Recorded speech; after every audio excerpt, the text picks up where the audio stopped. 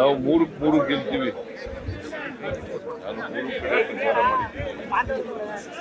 ನನಗೆ ಅಲ್ಲಿ ಜನರ ಸ್ಪಂದನೆ ನೋಡಿದ್ರೆ ಮೂರು ಕಡೆ ಗೆಲ್ತೀವಿ ಅಂತ ವಿಶ್ವಾಸ ಇದೆ.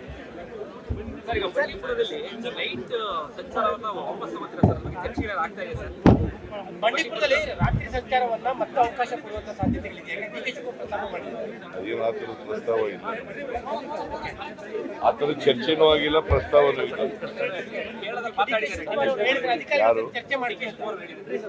ಡಿ ಕೆ ಶಿವಕುಮಾರ್ ನನಗೆ ಅಪ್ಪನಿಗೆ ಕೇಳಿ, ಡಿ ಕೆ ಶಿವಕುಮಾರ್ ಯಾರು ಹೇಳಿದ್ರು ಅವ್ರನ್ನೇ ಕೇಳಿದ್ರು. ನನಗೆ ಗೊತ್ತಿರೋ ಮಟ್ಟಿಗೆ ಸರ್ಕಾರದ ಮುಂದೆ ಯಾವುದೇ ಪ್ರಸ್ತಾವ ಇಲ್ಲ, ಚರ್ಚೆನೂ ಆಗಿದೆ.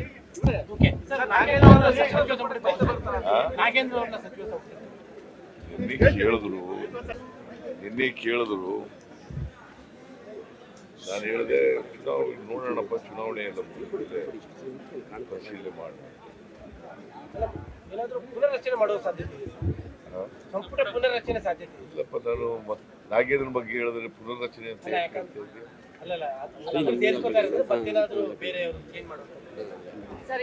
ನಿನ್ನೆ ಮಹಾರಾಷ್ಟ್ರದ ಚುನಾವಣೆಯಲ್ಲೂ ಕೂಡ ಪ್ರಧಾನಮಂತ್ರಿಗಳು ಮತ್ತೆ ಕಾಂಗ್ರೆಸ್ ಮೇಲೆ ಅಟ್ಯಾಕ್ ಮಾಡಿದ್ರು. ರಾಜ್ಯ ಕಾಂಗ್ರೆಸ್ ಮೇಲೆ ಕಾಂಗ್ರೆಸ್ ಅವರು ಹಗಲು ಲೂಟಿ ಮಾಡ್ತಾ ಇದ್ದಾರೆ. ಕರ್ನಾಟಕದಲ್ಲಿ ಸುಳ್ಳು ಹೇಳ್ಕೊಂಡು ಅಧಿಕಾರಕ್ಕೆ ಬಂದು ಹಗಲು ಲೂಟಿಗೆ ತೊಡಗಿದ್ದಾರೆ. ಈಗ ಬಿಜೆಪಿಯವ್ರ ಮೇಲೆ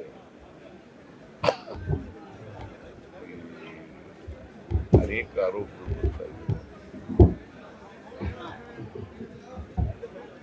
ಔಷಧಿಗಳು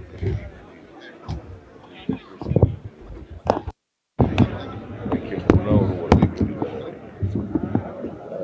ವರದಿ ಪ್ರಕಾರ ಏನಾಗಿದೆ, PPE ಕಿಟ್ ಎಲ್ಲ ಪರ್ಚೇಸ್ ಮಾಡಿ, ಏನು ಹೇಳ್ತಾರೆ, PPE ಕಿಟ್ ಪರ್ಚೇಸ್ ಮಾಡಿದ್ದಾರೆ. ಅದು 2,140, ಅದು ಸಿಗ್ತಾ ಇರ್ತಕ್ಕಂಥದ್ದು 330 ರೂಪಾಯಿಗೆ ಸಿಗುತ್ತೆ. ಅಷ್ಟೊಂದು ಪರ್ಚೇಸ್ ಮಾಡಿದ್ರು.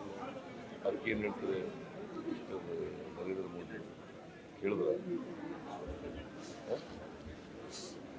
ಭ್ರಷ್ಟಾಚಾರ ಮಾಡಿರೋರು ನಮ್ಮ ಸರ್ಕಾರದಲ್ಲಿ ಯಾವುದೇ ಭ್ರಷ್ಟಾಚಾರ ಮಾಡಿಲ್ಲ, ಮಾಡೋದು ಇಲ್ಲ.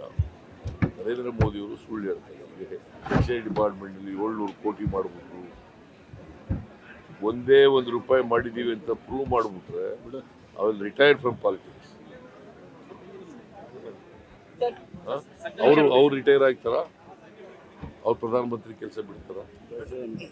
ಸುಮ್ಮನೆ ಏನೋ ಸುಳ್ಳು ಹೇಳೋದು. ಒಬ್ಬ ಪ್ರಧಾನಮಂತ್ರಿಯಾಗಿ ಸುಳ್ಳು ಹೇಳಕ್ಕೂ ಒಂದು ಇತಿಮಿತಿ ಇರ್ಬೇಕಲ್ಲ. ಹರಿಯಾಣ ಚುನಾವಣೆಯಲ್ಲೂ ಅದನ್ನೇ ಮಾತಾಡ್ತಾರೆ ಅವರು, ಮಹಾರಾಷ್ಟ್ರ ಚುನಾವಣೆಯಲ್ಲೂ ಅದನ್ನೇ. ಕರ್ನಾಟಕದ target, Karnataka government, Karnataka government target ಮಾಡ್ತಾರೆ. ಯಾಕಂತ ಇದು ಒಂದು ದೊಡ್ಡ ಸ್ಟೇಟ್. ಅಸೆಂಬ್ಲಿನಲ್ಲಿ 136 ಜನ ಸೋತ್ಬಿಟ್ಟಿದ್ದಾರೆ. ಇವರಿಬ್ಬರು ಸೇರ್ಕೊಂಡು ಈಗ ಕರ್ನಾಟಕದ ಟಾರ್ಗೆಟ್. ಸಿದ್ದರಾಮಯ್ಯನೂ ಟಾರ್ಗೆಟ್, ಕಾಂಗ್ರೆಸ್ ಪಕ್ಷ ಸರ್ಕಾರನೂ ಟಾರ್ಗೆಟ್. ಕುಮಾರ್ ನಾಯಕ್ ಅವ್ರನ್ನ ಇವತ್ತು ಇಡಿ ಮತ್ತೆ ವಿಚಾರಣೆ ಕರೆದಿದೆ ಸರ್. ರಾಯಚೂರು MP ಕಾನೂನು ಪ್ರಕಾರ ಏನ್ ಮಾಡಬೇಕು ಮಾಡಿ. ಸರ್, ಇಡಿ ಅವರು ಓವರ್ ಆಲ್ ಆಗಿ ಹಗರಣ ತನಿಖೆಗಿಂತ ಹೆಚ್ಚಾಗಿ ನಿಮ್ಮ ಪತ್ನಿ 14 ಸೀಟ್ಗೆ ಸಂಬಂಧಪಟ್ಟಂತೆ ಕಾನ್ಸಂಟ್ರೇಷನ್ ಜಾಸ್ತಿ ಆಗಿದೆ ಅಂತ ಅನಿಸ್ತಾ ಇದೆ. ಯಾಕಂದ್ರೆ ದೇವರಾಜ್ ಅವರು ಕರೆದಿದ್ರು ಮೊನ್ನೆ, ಈಗ ಕುಮಾರ್ ನಾಯಕ್ ಅವರು ಕರೆದಿದ್ದಾರೆ.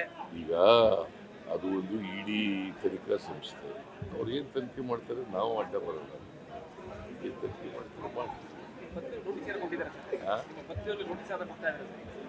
ನೀನೇ ಕೇಳ್ತಾ ಇದೀಯಲ್ಲ, ಹೊಡೆದೇವ್ರು ನೀನ್ ಕೇಳಿದ್ರ? ಅಲ್ಲ, ನೀನು ಕೇಳಿದ್ರ?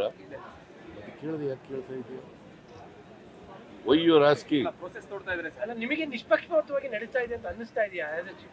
ಈಗ ನಾನು ಏನು ಹೇಳಲ್ಲ, ಅದ್ರ ಮೇಲೆ ಕಾಮೆಂಟ್ ಏನು ಮಾಡಲ್ಲ. ಬಟ್ ಇಡೀ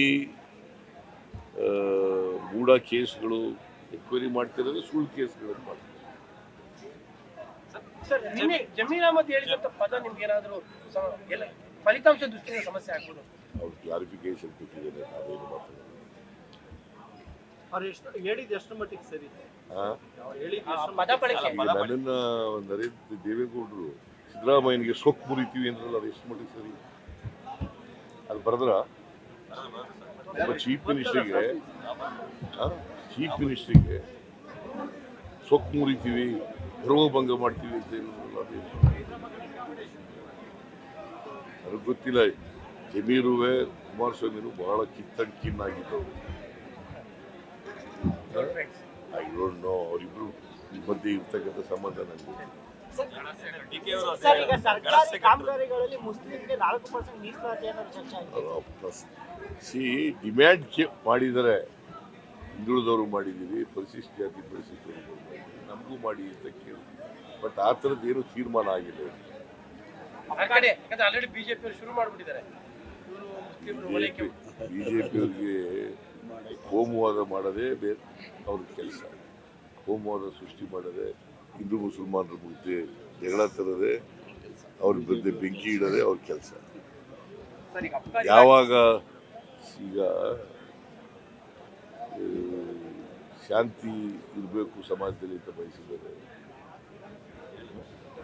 ಎಲ್ಲರೂ ಕೂಡ ಸೋದರತ್ವದಿಂದ ಬಾಳಬೇಕು ಅಂತ ಯಾವಾಗ ಇಷ್ಟಪಟ್ಟಿದ್ದಾರೆ. ಸರ್, ನಿನ್ನೆ ಅನಿಲ್ ಚಿಕ್ಮಾದ್ ಅವರು ನೆಕ್ಸ್ಟ್ ಚುನಾವಣೆ ನಿಮ್ಮ ನೇತೃತ್ವದಲ್ಲಿ ಆಗಲಿ, ನೆಕ್ಸ್ಟ್ ನೀವೇ 5 ವರ್ಷ ಸಿಎಂ ಆಗಲಿ ಅಂತ ಹೇಳ್ತಿದ್ದಾರೆ ಸರ್, ವೇದಿಕೆಯಲ್ಲೇ ಹೇಳಿದ್ದಾರೆ. ಅವ್ರ ಅಭಿಪ್ರಾಯ ಹೇಳಿದೆ. ಸರ್, ಯಾಕಂದ್ರೆ ಸರ್ 3 ಚುನಾವಣೆ ನೋಡಿ ಸರ್ ಒಂದೇ ಸೆಕೆಂಡ್ ಸರ್